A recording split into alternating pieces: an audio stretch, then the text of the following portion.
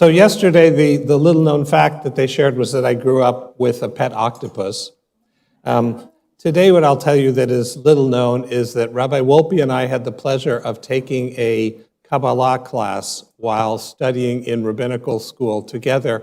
There was a visiting Israeli scholar who is a genius.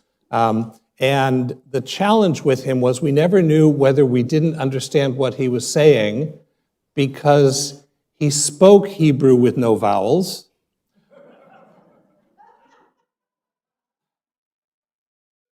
or because it's Kabbalah, so who knows what they're talking about.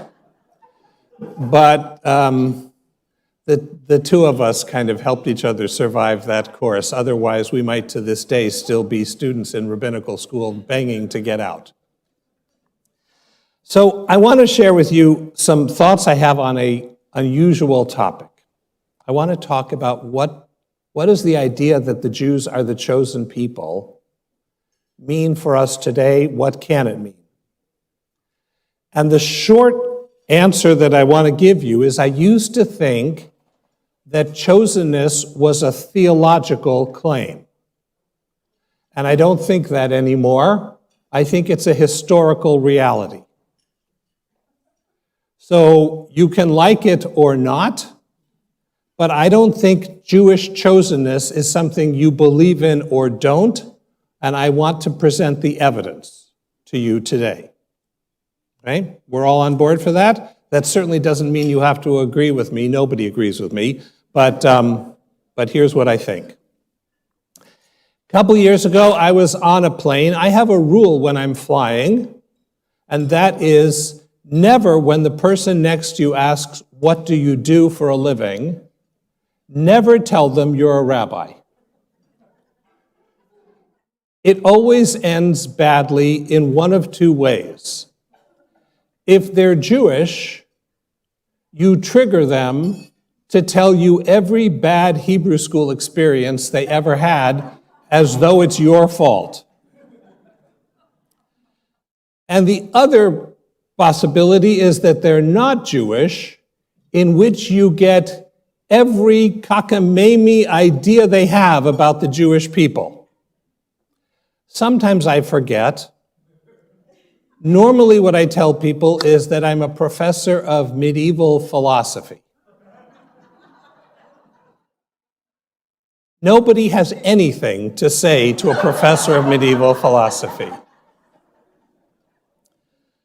But sometimes I forget, and I blurt out I'm a rabbi, which I instantly regret. And one time, the woman next to me responded by saying, "I'm so glad that God chose your people." And I, being me, said, because I had already gone that far in, I said, "Well, I'm not always comfortable with the idea of being chosen." And she got offended. And she said, "We Christians consider ourselves the branches grafted onto the tree. And if the tree rejects its roots, where does that leave us?" So, that's interesting. So let's talk about the tree and its roots, shall we? At the very core of the Torah's story is the idea of God's multiple choosing. God chooses an individual, Abraham and Sarah. Then God chooses a family, their raucous and ill-disciplined children. And then God chooses a people. The rabbis understand the event at Sinai like a wedding, in which Sinai, the mountain, was held over us like a chuppah, like a wedding canopy. And that combined story of the exodus from Egypt, going to Sinai, and there being wedded to the creator of the universe, that is at the heart of everything Jewish ever since. And there's chosenness for you. God marries the Jewish people. And we have been married to each other ever since. And I am assuming I'm not the only one who will point out that marriage has seasons. It has neighborhoods. There are times where you're closer. There are times where you're less close. Those are the times, by the way, I'll just point out where you want to be extra careful what you say. And you trust that the closeness will return. But marriage is a waxing and waning and a commitment to hold on regardless.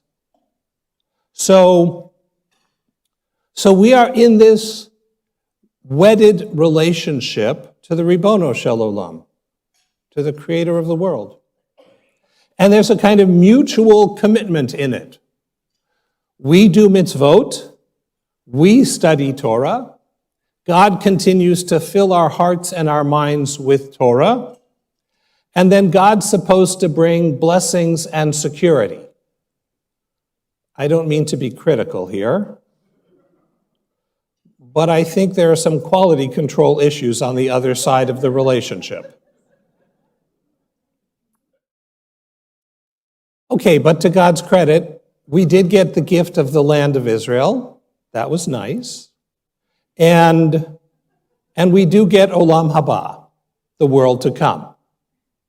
Right? So the Talmud teaches, Kol Yisrael yesh lachem chelek le'olam haba.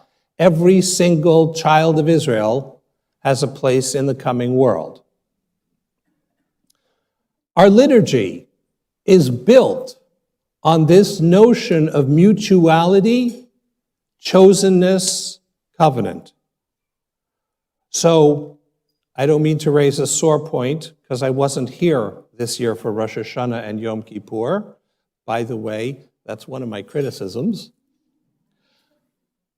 But we say Avinu Malkeinu. And by we say it, I mean the cantor belts it out and a 12-person choir and an organ plays in the background.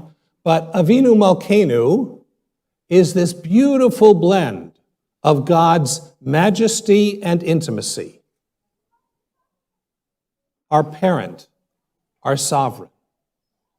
And that's not the only place. We take the beautiful words of the prophet Jeremiah and we turn that into a song. We are your people and you are our God. You are the potter and we are the clay. Again, this magnificent mutuality and intimacy.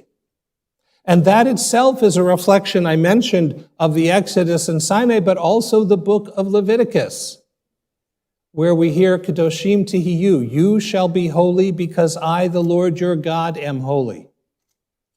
We are wedded to each other. We are partners with each other. Now, here I want to highlight that this chosenness can move in two very different directions. One of them is that God chose us because we're the best. We're just better than everybody else. And so naturally, God fell in love with us. And because of that, there have been Jews, and that is reflected in a strain of Jewish thought, which we'll talk about in a bit, that we can never be defeated. Right? Those of you who are careful readers of Tanakh, of the Hebrew Bible, know that the Davidic family was promised that they would always sit on the throne in Jerusalem, and that Jerusalem would always be ours. Turns out that was a bit of an overstatement, right? But a good deal of biblical theology and of rabbinic theology is predicated in that. Indeed, the beliefs around a Messiah are, in a sense, a way to redeem that promise. A promise that wasn't true for 2,000 years, but there was a sense of it will be true someday. It will be fulfilled eventually. There's a notion among some Jewish sages and thinkers that we're the only ones God truly loves. And that's a very short jump from we're the only ones that God really loves to nobody else is lovable to nobody else is worthy. And that leads to a whole segment of Jewish thinking in which we argue not only are we the only religion and everyone else is idolatrous, but our version of Judaism is the only Judaism. And anyone who's practicing a way of being Jewish different than our own is also somehow unworthy, offensive, divisive. But that isn't the only way it has been interpreted. There's an equally large number of sages and scholars across the year who understood our chosenness not as a reflection of our nature, but of our mission. That what we do is what makes us chosen. And so to the extent that we are engaged in the Jewish job, which is to live lives of Torah, to build communities of worth, to be able to stand in the world for certain values founded on human dignity, diversity, and equality, that when we do that, and when we engage in the mitzvot, which are a behavioral pedagogy of righteousness, that is what attracts God's love and favor. And that means that we treat chosenness as a sentence fragment.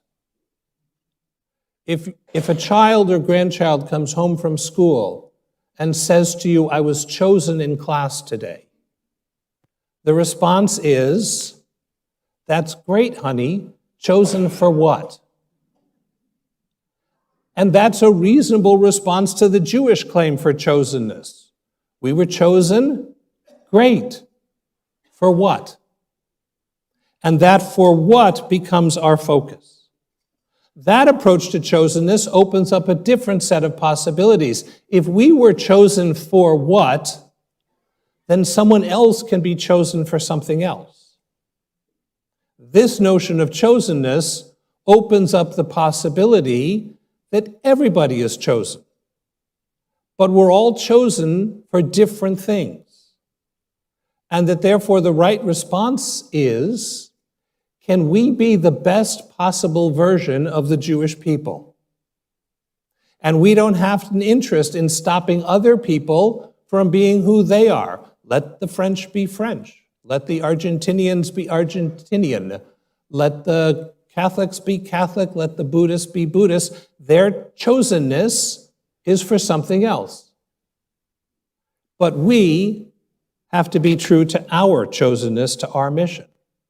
And there too, there's support for that. The Talmud clearly teaches that the righteous of all nations have a place in the world to come as well. You don't have to be Jewish to inherit paradise. You just have to be true to yourself. Now I want to pivot and I want to shift. One of the books that I impose upon my first-year rabbinical students is Yehuda Halevi's Kuzari. Yehuda Halevi, some of you know because he's in your prayer books. He was a great medieval poet. He was a bit of a rebel. He was one of the earliest proto-Zionists in the Jewish world. Having started off in Spain, he was determined to end his life in the land of Israel.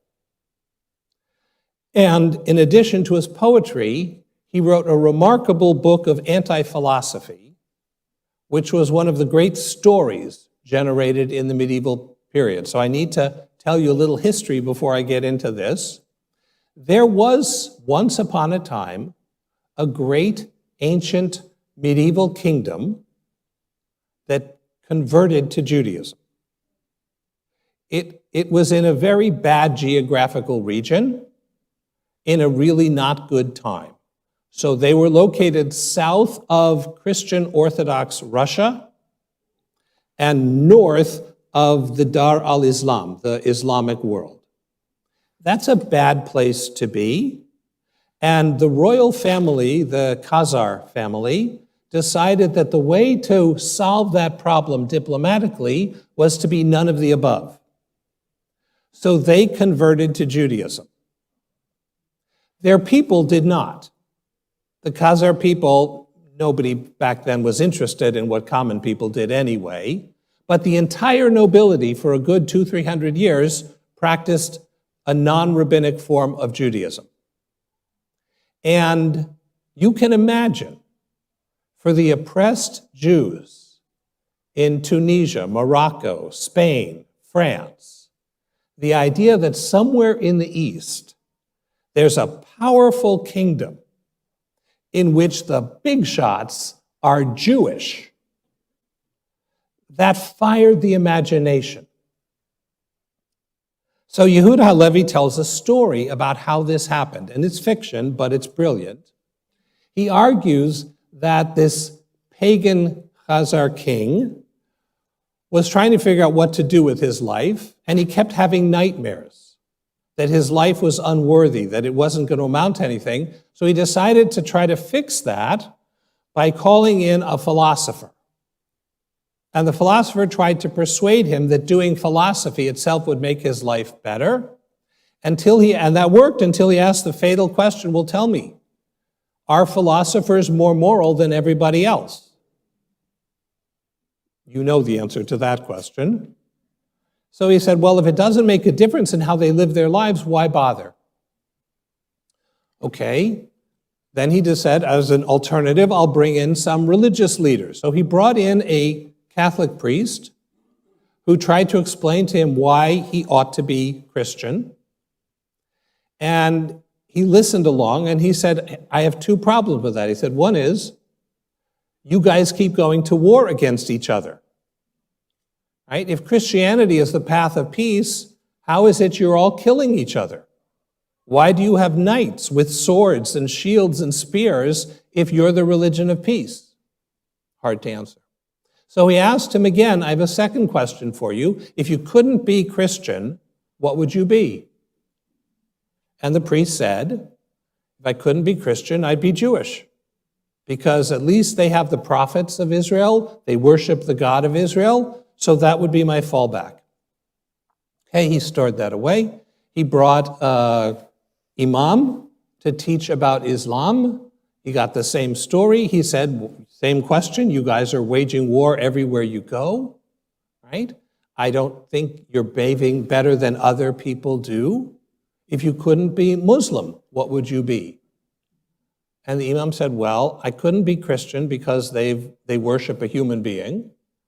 So I suppose if I had to, I'd be Jewish because at least their religion is the forerunner to ours, and their patriarchs are our patriarchs as well. So that led to what I like to call the Harvard of the South insight. When I was on a college tour, I'm going to say something incredibly snotty here. When I was on a college tour for high school, we went to schools in the South where they would brag that they were the Harvard of the South. And then we went to schools in the Middle States where they told me they were the Harvard of the Middle States. And then we went to Harvard where they just said they were Harvard. So I went to Harvard.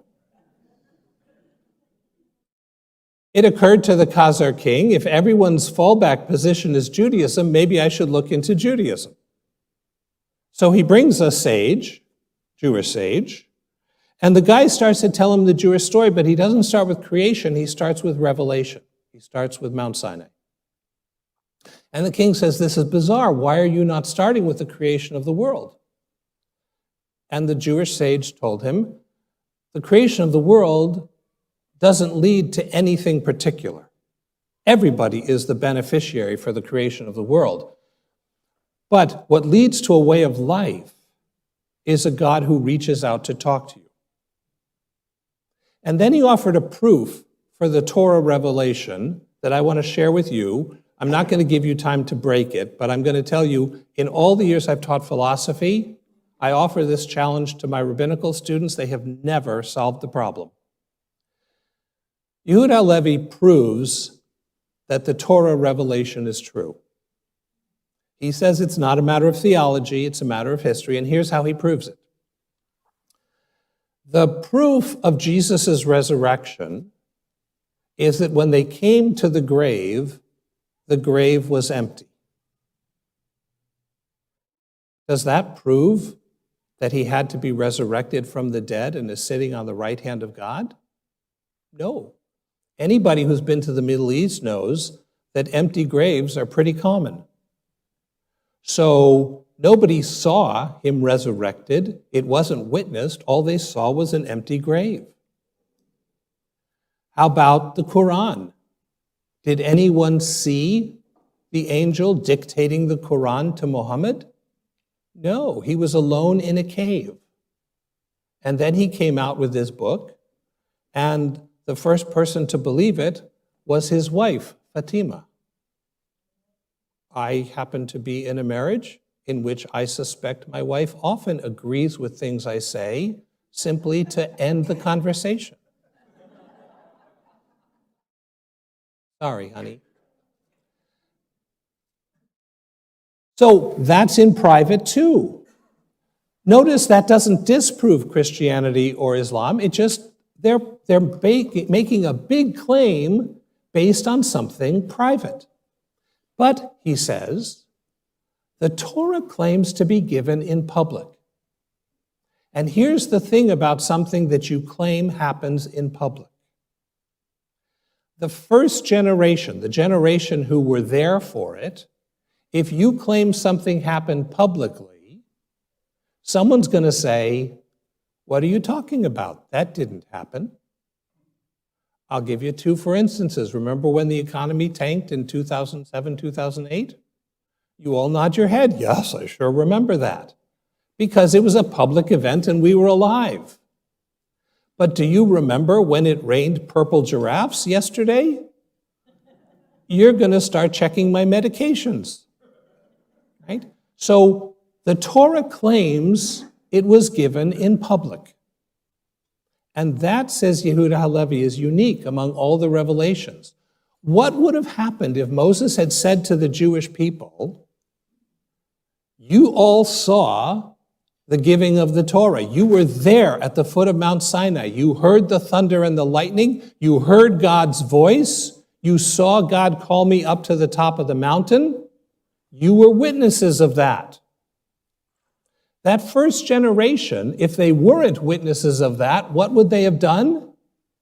They would have said, you're making it up. So the key to Halevi's argument is the claim that it happened in public. For the second generation, it's just tradition, like everybody else. But for the first generation to allow the story to be told to the second generation, it had to have happened. I ask my rabbinical students to tell me what's wrong with that argument. Thus far, I have never been given a satisfactory answer. We all have this intuition, something's wrong with that, but it's very hard to put your finger on what it is. So based on that, he says the giving of Torah is not theological, it's historical. The interpretation of Torah, that for sure is theological. What the Torah means for us today, that's your business to decide. But that it was given by God in public, that's a matter of history. Which means that for him, chosenness is a matter of the historical record. And of course, what he has to answer in the medieval period is, if we're chosen, why is it so difficult to be a Jew? And he gives a related answer to that. He has two metaphors. The first is the canary in the coal mine. You all know you bring the canary into the coal mine because they're more sensitive to the lack of oxygen. So that if you see the canary start to act sick, you get everybody out. The Jews are like that. He says we are like the heart compared to the other organs. right? The heart is the organ that gets sick when the system isn't working. So it's not always a defect of the heart, it's a defect of the system. So when mankind acts with greed and selfishness and violence, the Jews suffer first and most. Not because of anything we do or don't do, but because we are the heart of humanity. And he then says, and that's why Torah, Nevuah, only happens with the holy people in the holy place. Within the land of Israel, that's the only place prophecy occurs. Because you need to have the people who are the heart of humanity located in the place that is the heart of the world. Now, there's an underbelly to this kind of chosenness. The underbelly is a kind of Jewish supremacy which has reared its head throughout our history and continues to. So in the Kuzari, I'll read you a paragraph of his. Wouldn't it have been preferable for all animals to be rational? You have forgotten in this connection about the succession of Adam's progeny and how the prophetic divine order dwells within an individual who's the best of his brothers and the choicest offspring of his father, so that one succeeds another continuously and inherits that light. And the other children are like husks, who did not receive it until the children of Jacob came on the scene as the choicest offspring and the best of their father. And they differ from the other children of Adam by virtue of a special divine distinctiveness, which made them as though they were a different species and a different, even angelic substance. Let's be clear what he's saying here. We are not related to the rest of humanity.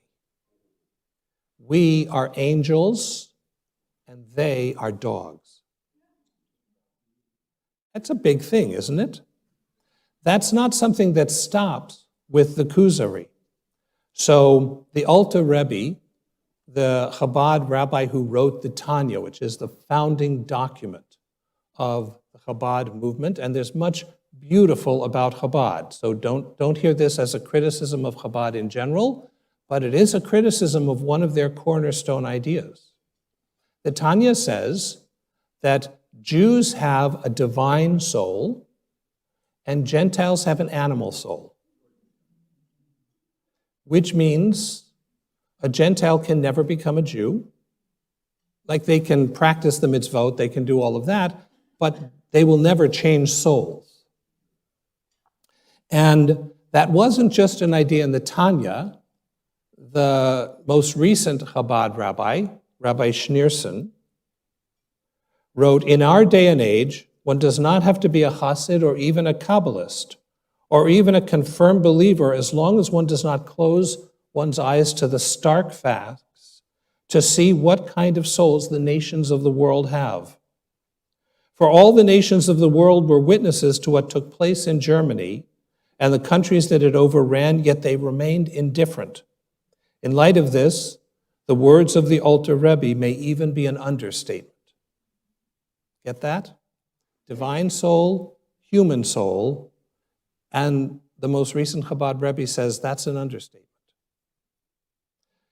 Rav Kook, beloved Jewish mystic, he writes, the difference between the Jewish soul, itself, its inner desires, its overflow, its character, its standing, and that of all the nations, at all their levels, is greater and deeper than the difference between the human soul and the soul of an animal.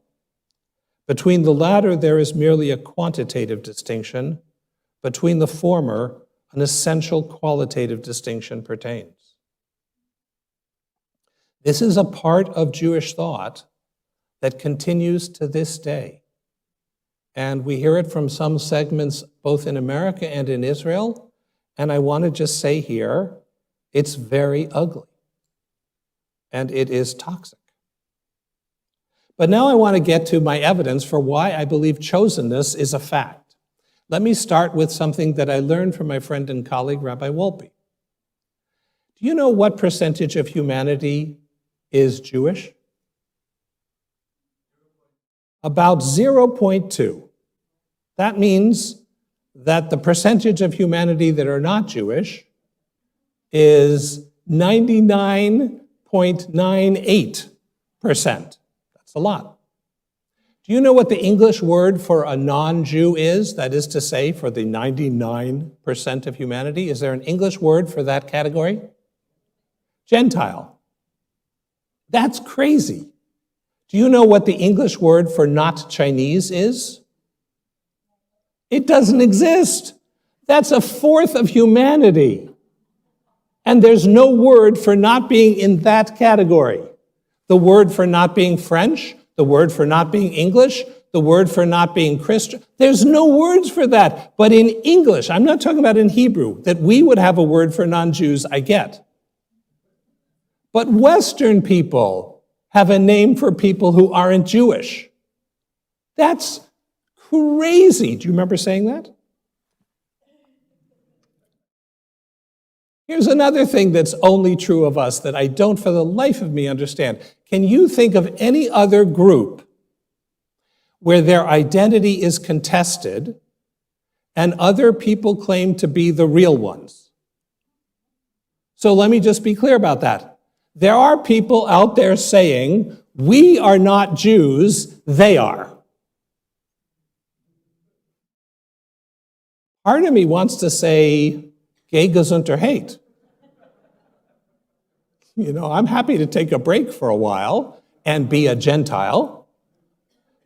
But how wacky is that? Is there anybody in the world saying, you guys aren't real Americans, we are? Like who aren't American? Are there any people who say, you're not Nigerian, we are? And they're like not from Africa? It's crazy. First of all, who would want to be us?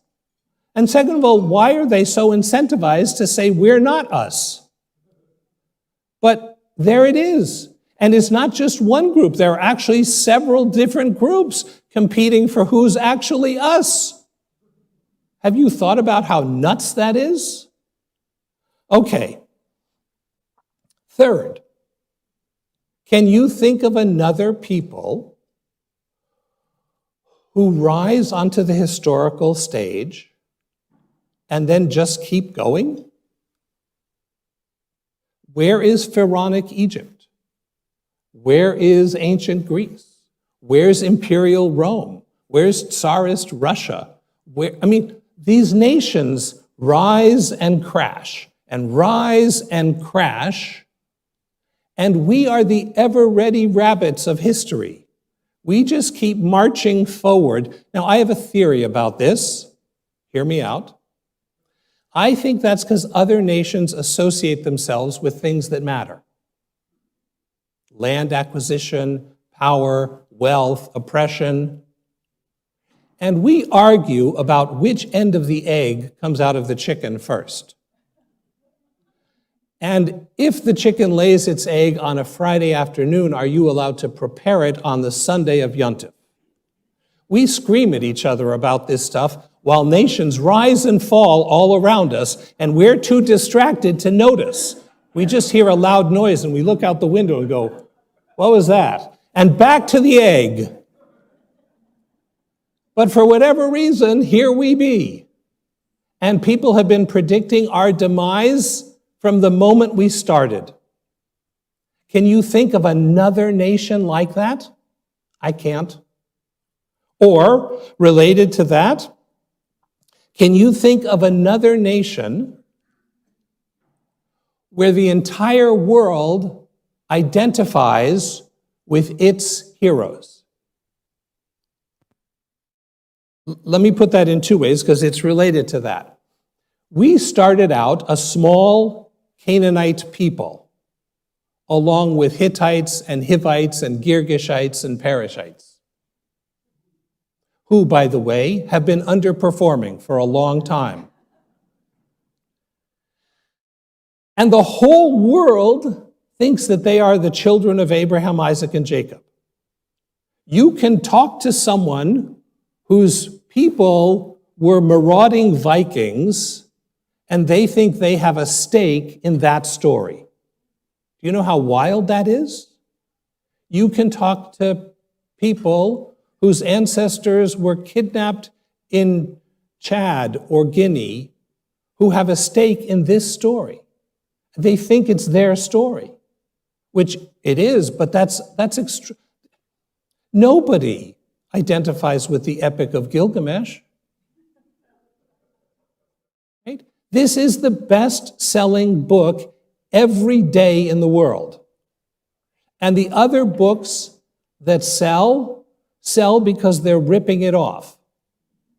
I'll give you one example of that. The greatest literary achievement in our time, other than the books of Rabbi Wolpe, are the Harry Potter series, just measured in terms of firepower. It's our story.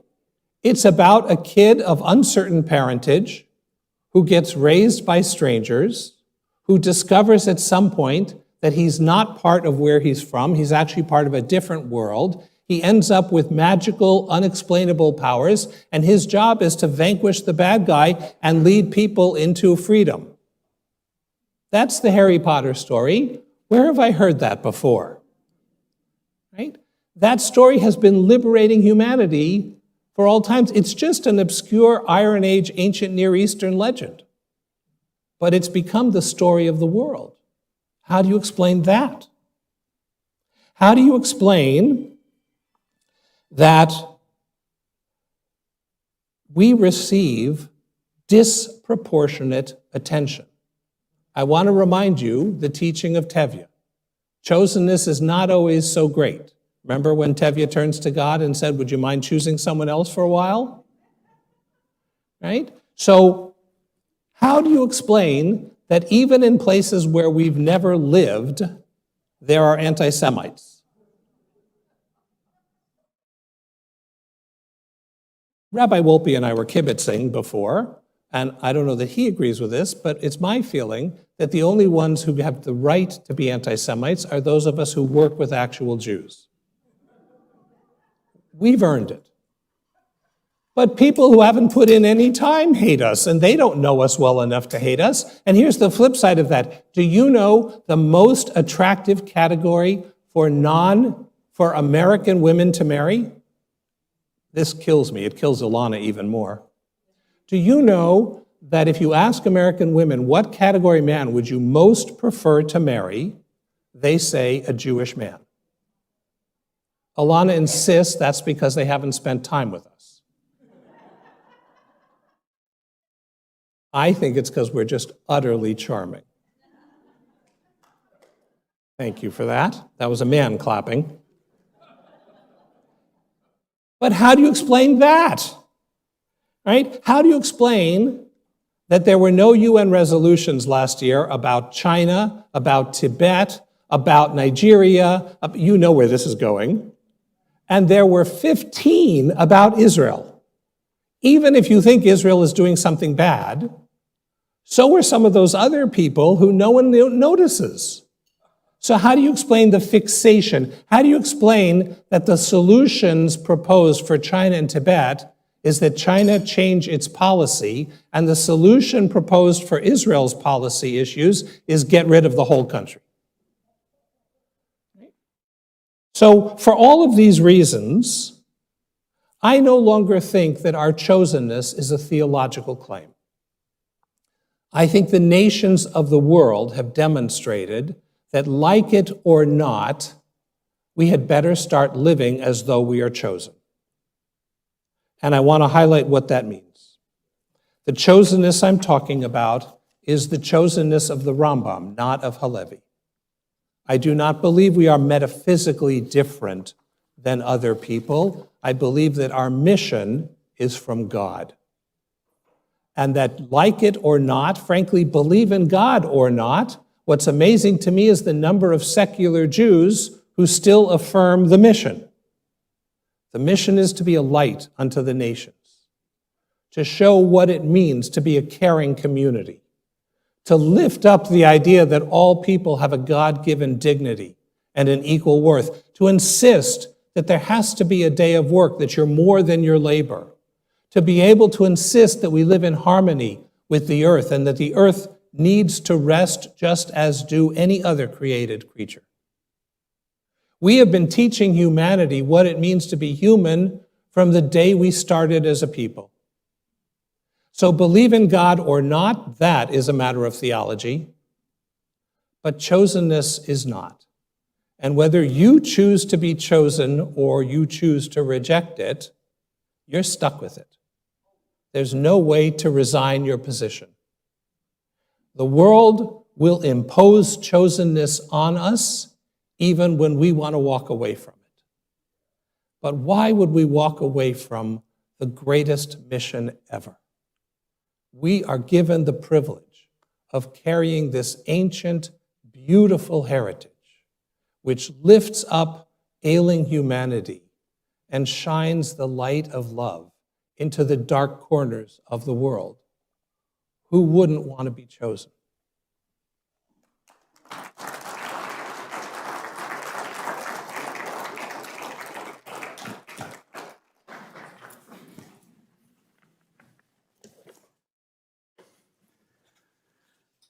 Thank you for that beautiful, stirring, and important talk. I'm amazed that you did all that without mentioning Nobel Prizes. I don't get it. How do you talk about how great we are without saying that we won like a third of all the Nobel Prizes when we're 0.2 of the population? Isn't that enough? What else do you want? I didn't mention it for two reasons. Okay. The first is, have you gotten a Nobel Prize? Have I gotten a Nobel Prize? Not yet. So I'm through with those people.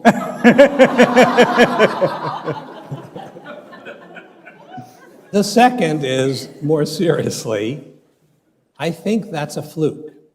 It is an extraordinary fluke, but if you look, for example, at who's getting admitted to the top colleges these days, when I was going to school, about a quarter of the undergraduate population was Jewish.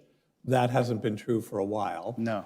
So it may be that was partly because of the determination of immigrant parents that their children should have better lives. And I think the current generation of parents is not quite so desperate, except for the Asian parents, the Korean parents, immigrants from other groups.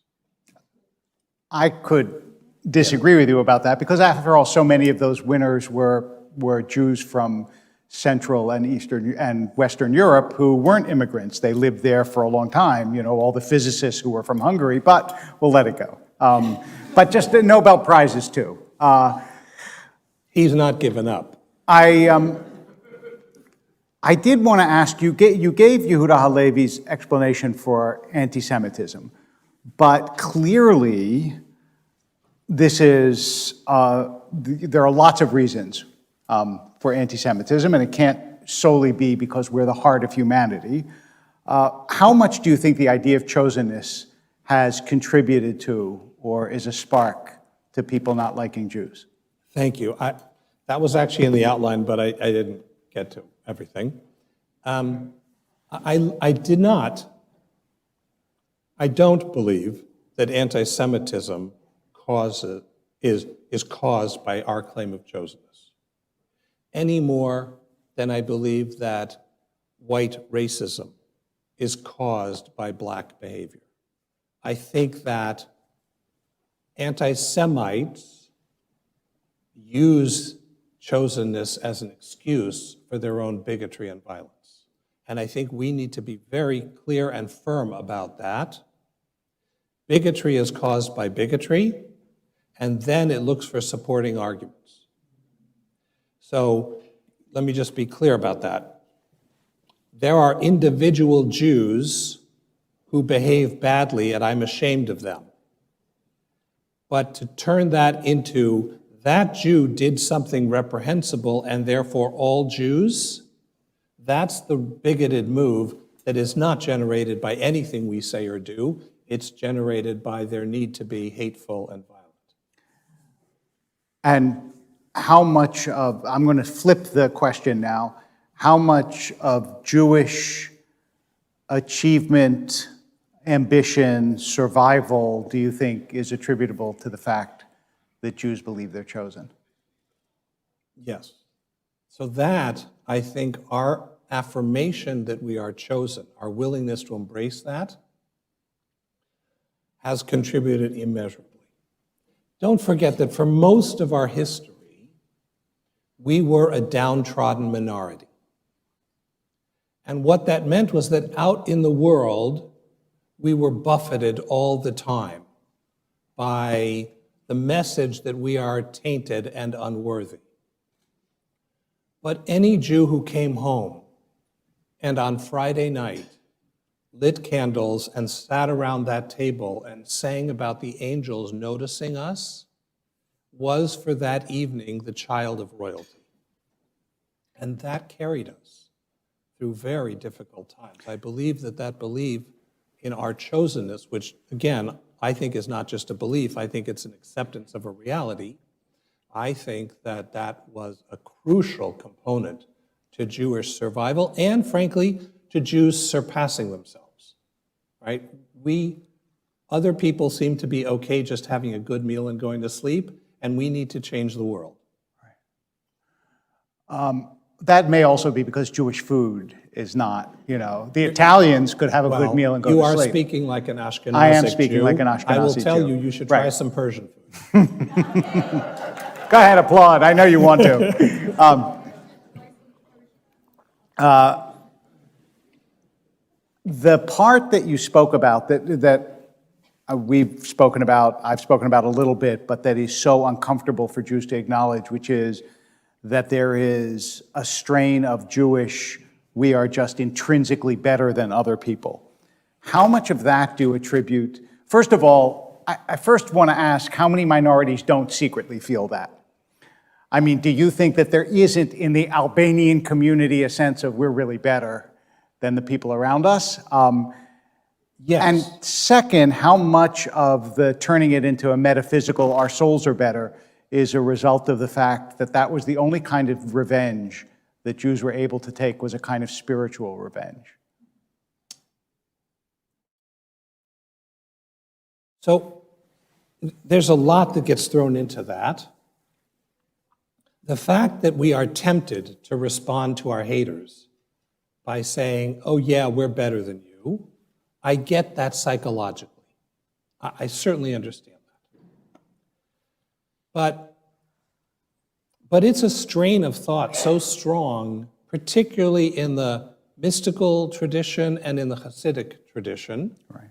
and now in the kind of black hat Orthodox world, particularly in Israel, where it's resurgent. And in Israel, these people are not the out people.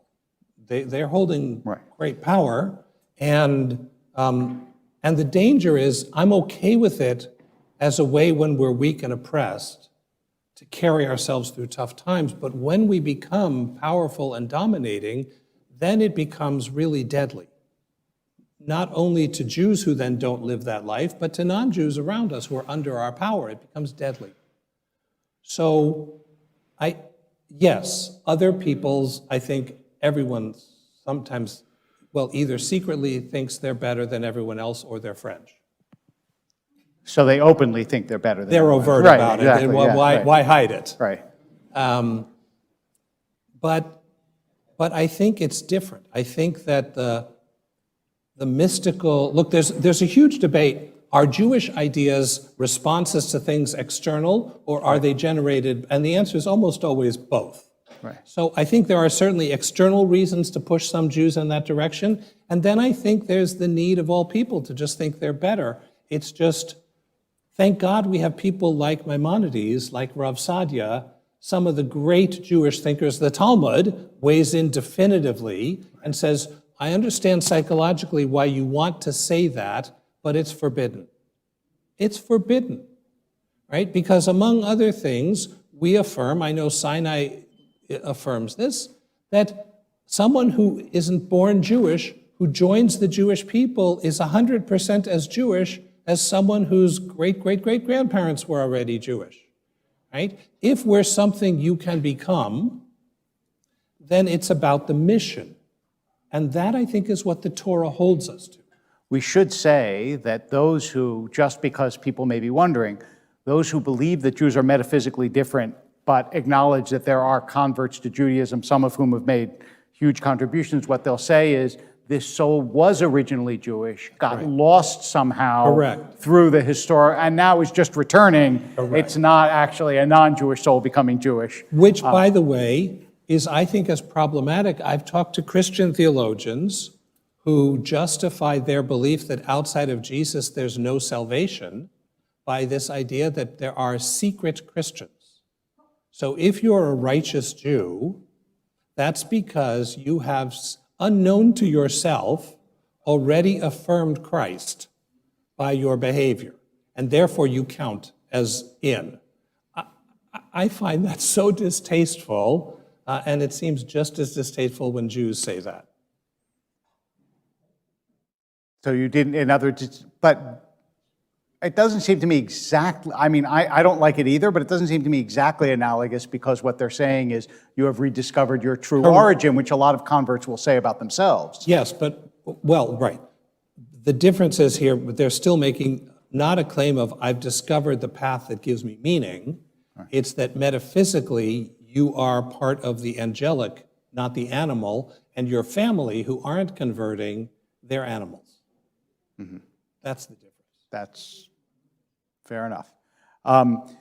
So in the catalog, this is such a large and unanswerable question, but take whatever whack at it you'd like. In the catalog of things that plague Jews, how high is the fact that many Jews reject the idea of chosenness? How important is that in restoring Jews or the Jewish people to what we might be or should be, if you had a list of things that afflict us, which God knows is a long list? It is. And I just want to say at the top of that list is funding rabbinical schools. Right, yes. One in particular. Right. And synagogues. Okay. Look, I don't think the world will pivot if tomorrow every Jew signed a document saying, I affirm chosenness. Okay. But what chosenness is part of a web of values, and that, I think, is crucial.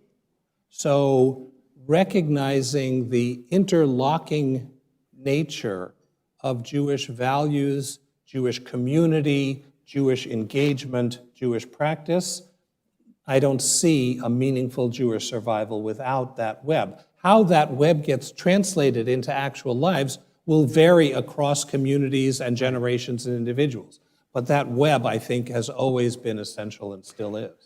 So I'm glad you said that, because it allowed me to, in my own mind, sort of refine the question or the point that I think is crucial here, which is that we're always talking about Jewish identity, and to affirm that you are chosen is a fundamental statement of identity, and you can't say, I'm a Jew and Jews are chosen, and not have a Jewish identity. Right, that's right. So I think it is a crucial aspect of, and it's the way our people talk about how important that identity is. Yesterday, one of the things I mentioned to those who were here was that it's interesting, there's a good 40% of the Jews these days who claim to not practice any religion. And yet 95% of Jews say that their Jewish identity is very important. There's a bit of a contradiction in that. Yeah.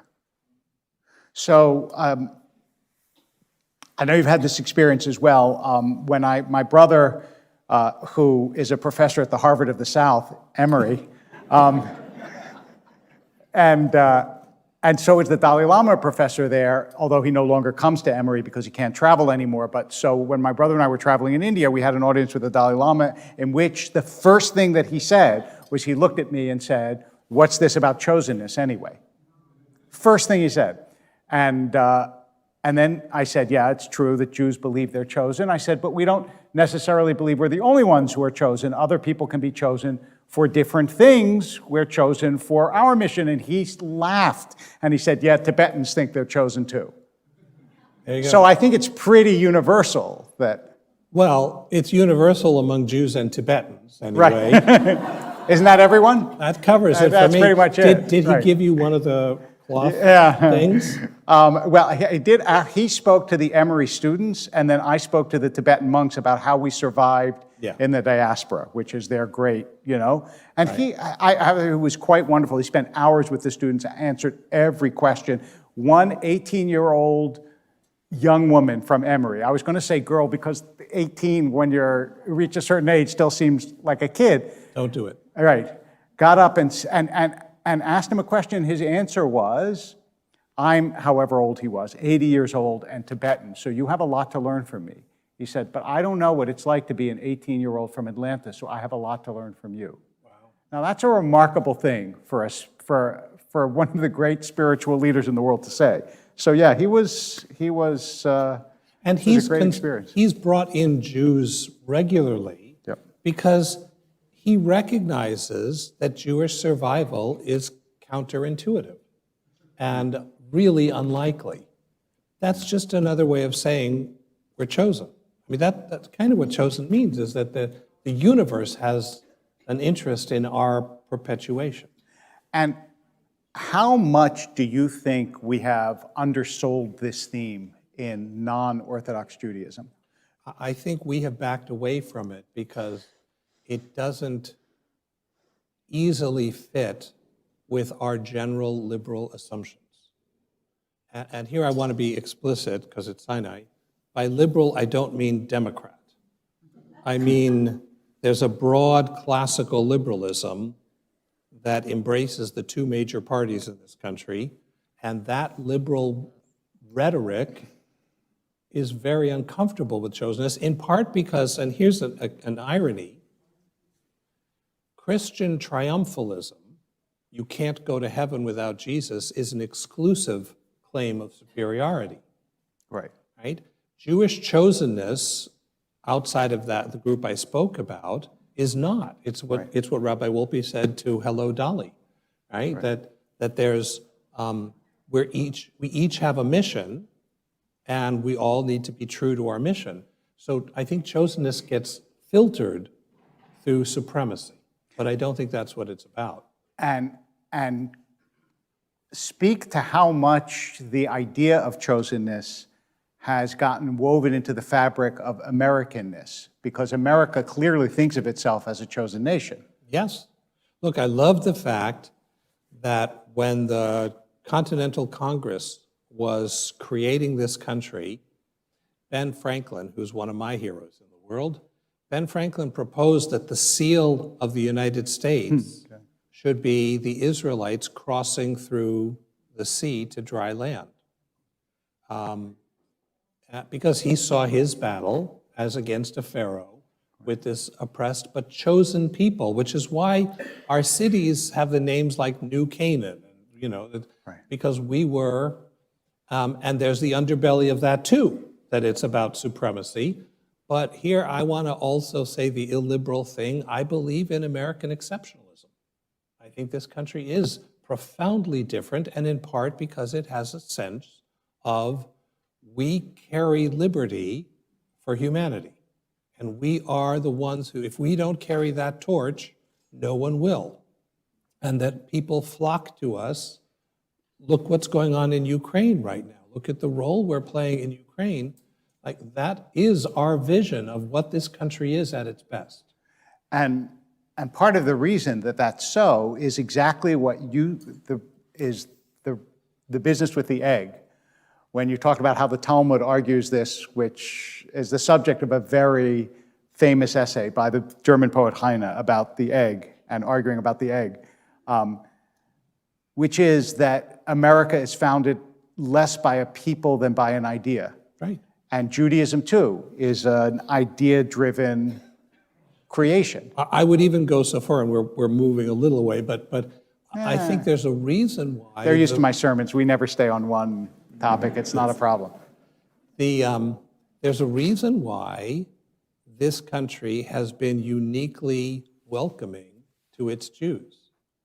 Even now with the rise of anti-Semitism, which is real and needs to be attended, if you had to pick whether you'd rather be a Jew in America or an anti-Semite in America, it's just clear that, we're a phone call away. There was a picture 2 weeks ago of the president walking his grandson into the White House for an overnight, and the kid was wearing Hanukkah pajamas because he's Jewish. Right. And the thing that I love to tell people is that the only thing that unites Biden and Trump is they both have Jewish grandchildren. Right.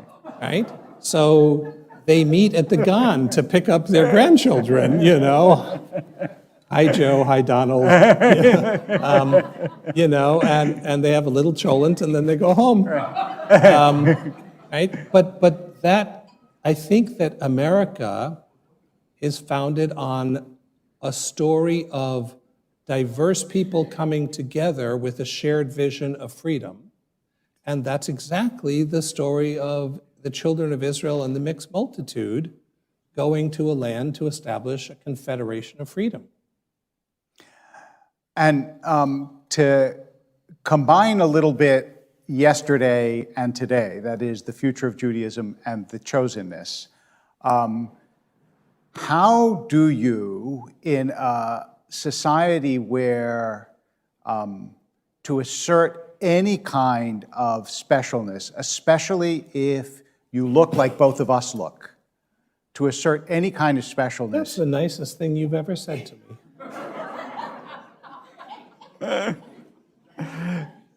By which I mean...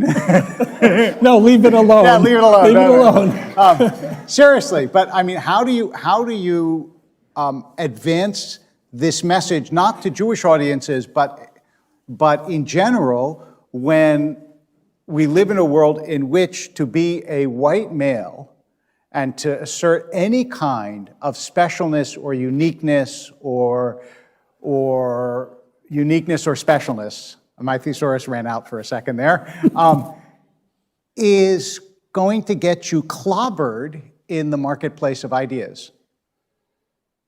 So I'm sorry to nitpick. I have to nitpick one thing. Please. I am not a white male. I'm not. I'm done with American racial categories. So I'm not white, I'm Jewish. And I look white, except for, my Jewfro, but I'm not white. And I'm not going to check that box anymore because it's their categories and not mine. The answer I want to give is the way we do that is by holding up that mirror to everybody. I think African Americans are heroic. They were ripped out of a place, their identity was taken from them, and they found resources of spirit to continue and to survive in a consistently hostile and bloody terrorist regime. And they've emerged to be the most avid defenders of American democracy that there is, right? When democracy is assaulted, Black Americans are at the forefront of every resistance. And so I don't think that it's a zero-sum game, and that's what I hold out, is that everyone's distinctiveness makes America great.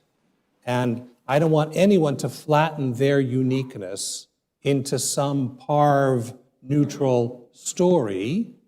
And in that celebration of the diversities by which we nurture each other, the Jewish diversity is a contribution.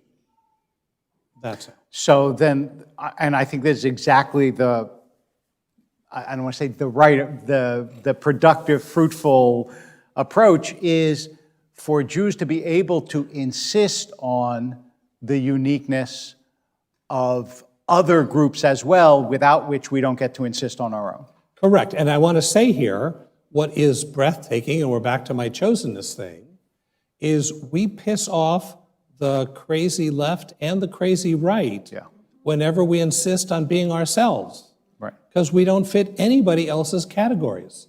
And tough.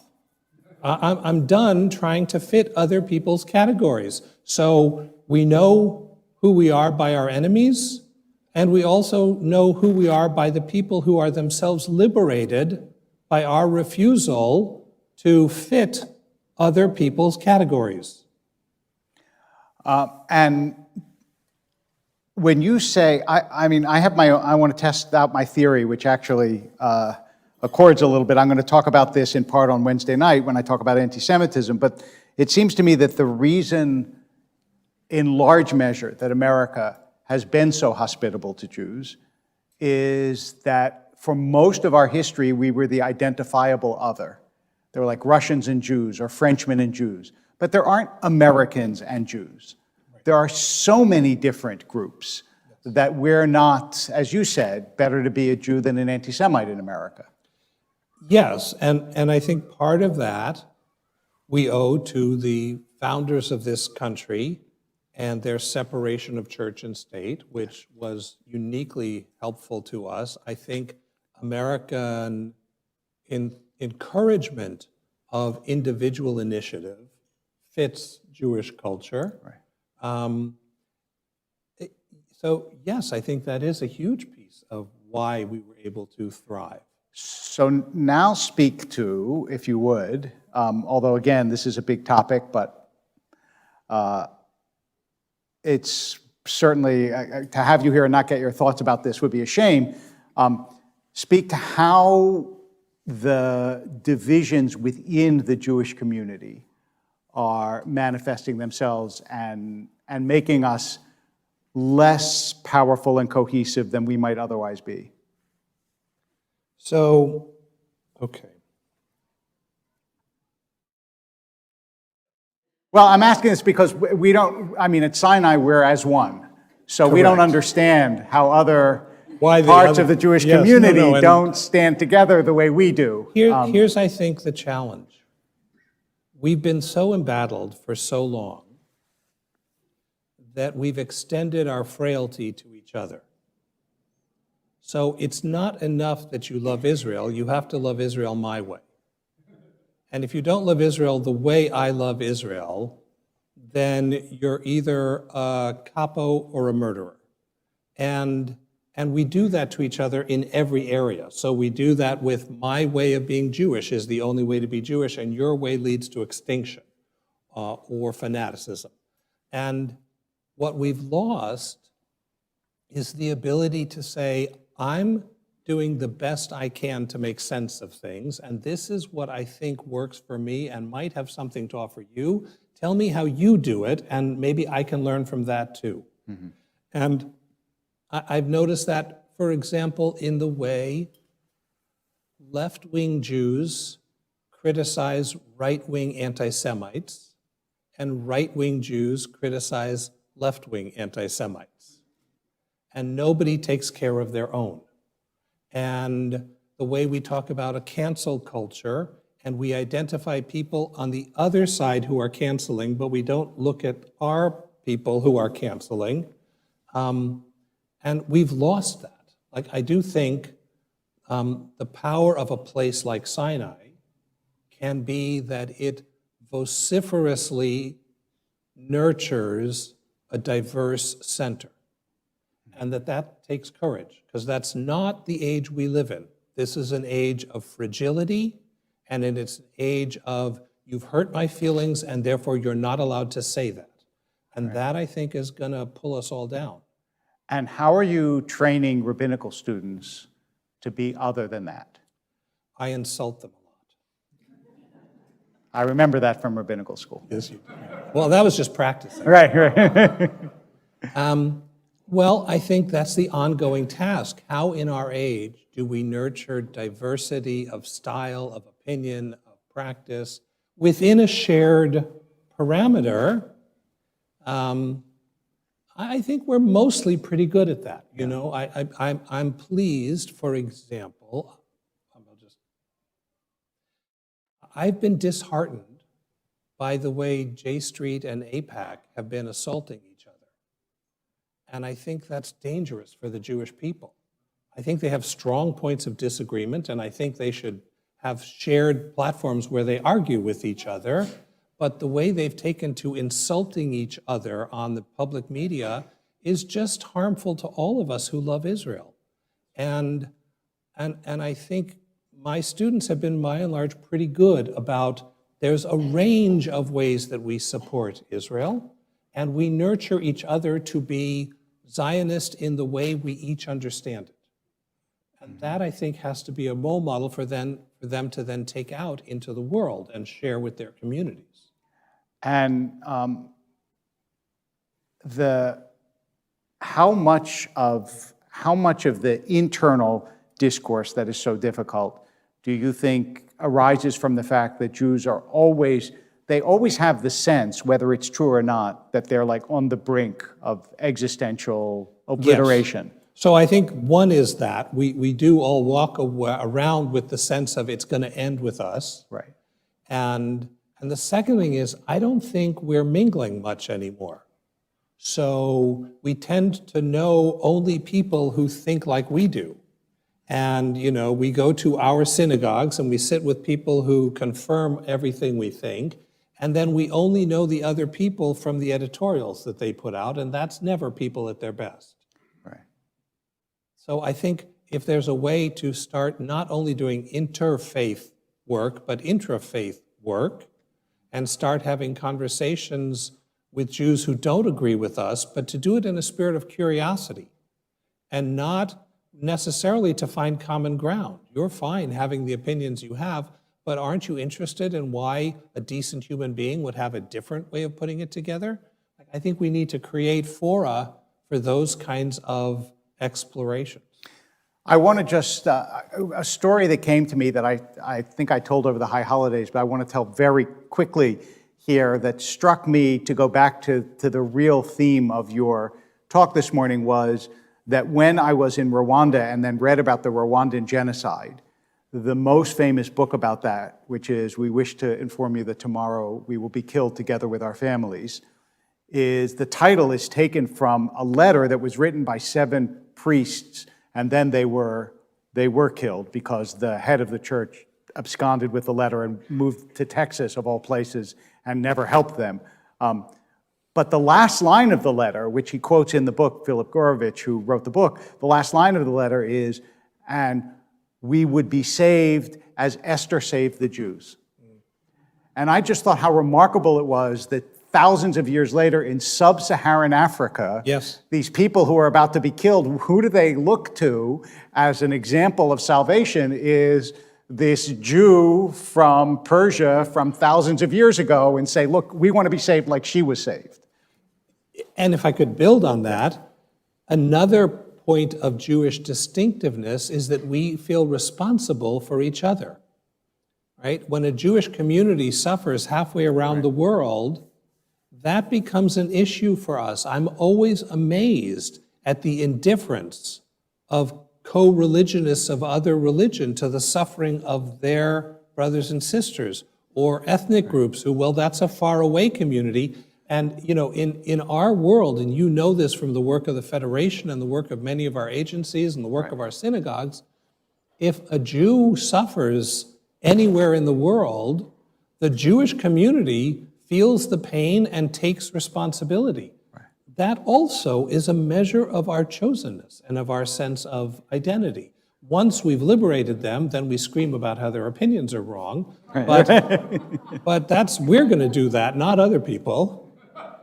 And so I'm going to close with 2 more questions, and again, both open questions, so you can take them in lots of directions, about that business, about how we all feel responsible for one another. One thing that often happens, and this is a debate that I've actually been on both sides of, so I'm not trying to over-egg the pudding, as they say in England.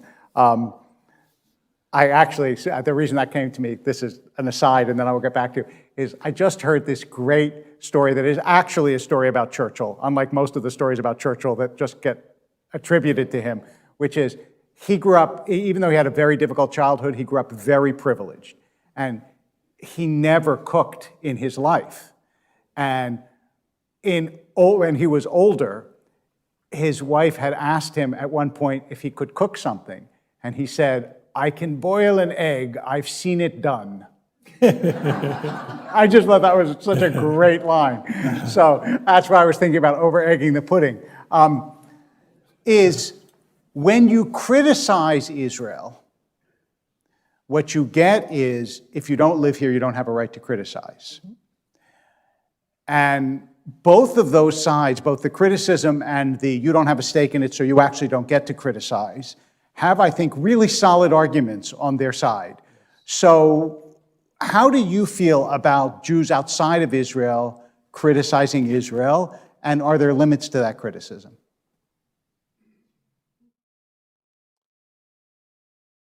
Nobody said it was going to be easy.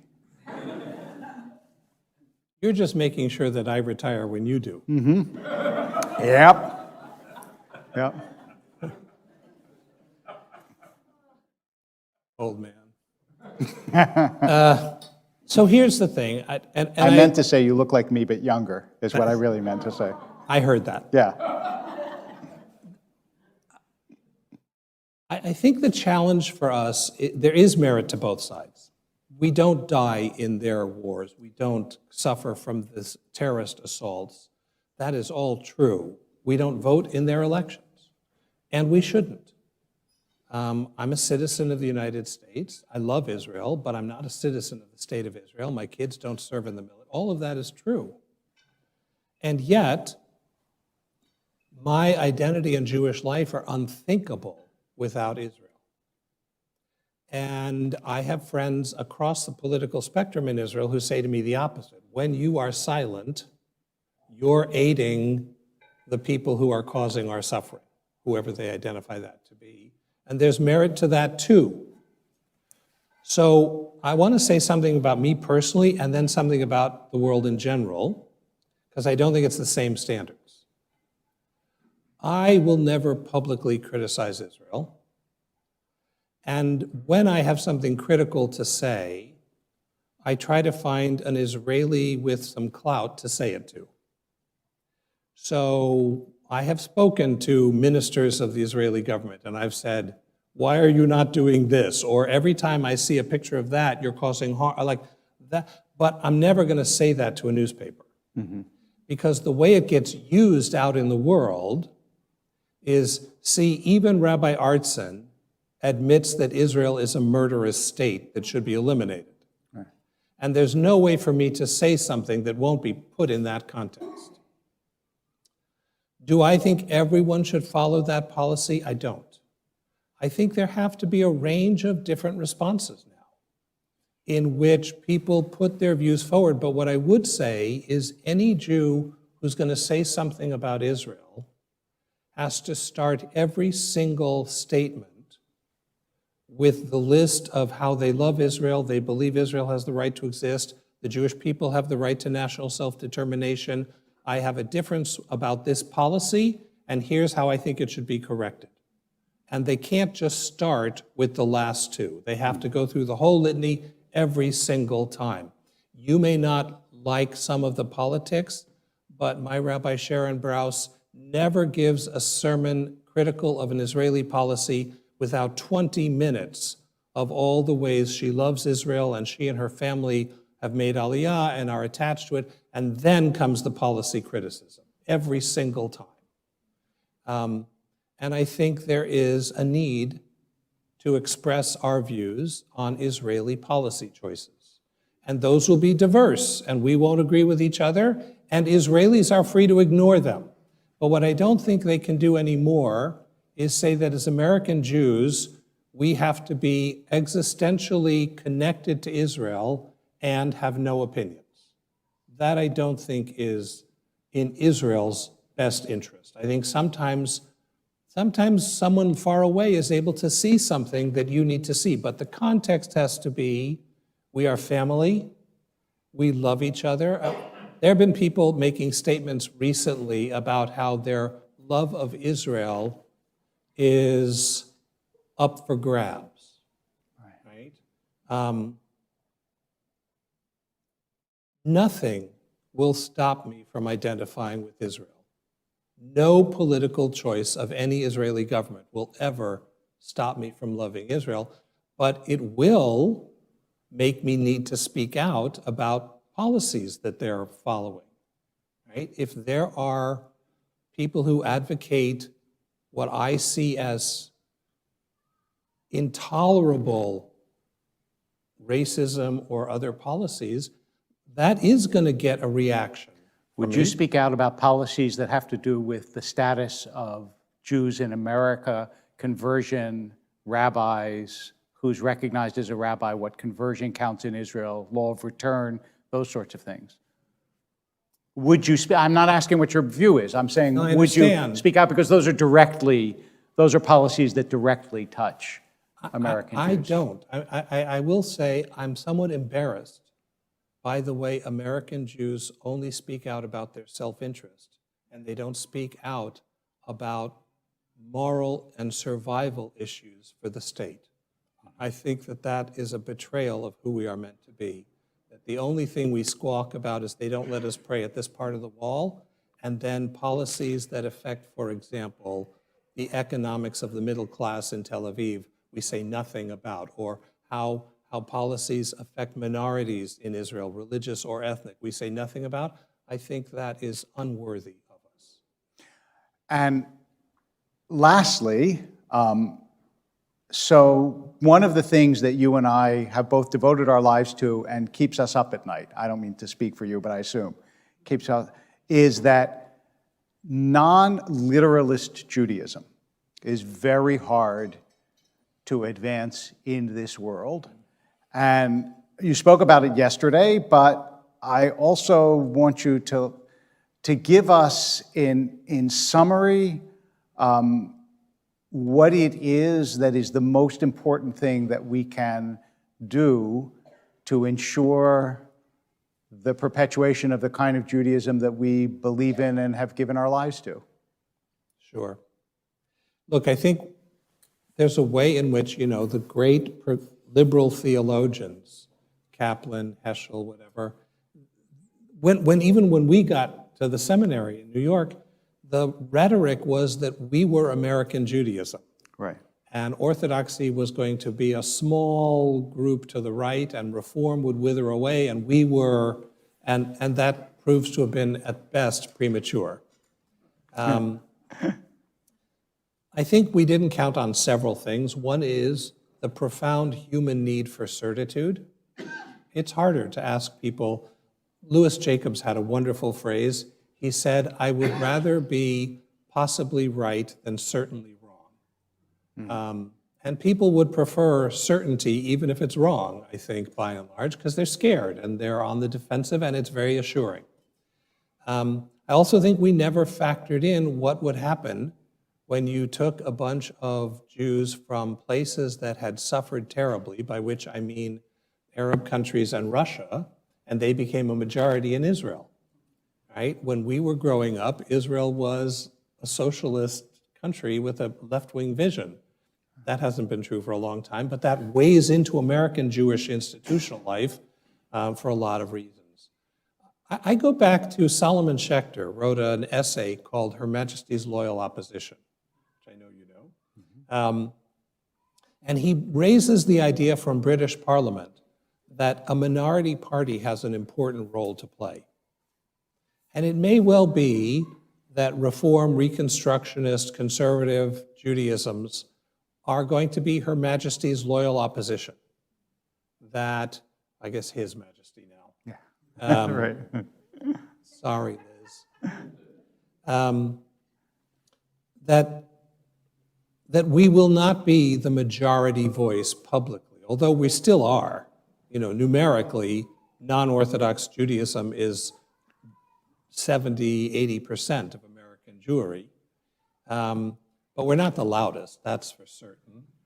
And maybe we have to be okay with that our voice adds something to the totality, just as, by the way, we have a great deal to learn from the Orthodox. I celebrate Orthodox vitality. They're doing several amazing, wonderful things that I benefit from and that we benefit from. So maybe instead of seeing this as a conquest view, there's a value to a Judaism that is diverse, egalitarian, non-gendered, still loving of Israel, loving of tradition. We have a role to play that I wouldn't trade, and I can't, because this is what I believe. Right. I don't think you could have spent a more thought-provoking 90 minutes than we have this morning with Rabbi Artson. I want to thank him so much. And once again, to thank Abner and Roz Goldstine for making this possible, to thank the Sisterhood for this morning's breakfast, and thank all of you who've come and paid attention, and I hope that we will continue this dialogue over the months and years to come. Thank you. That's just great. That was really wonderful.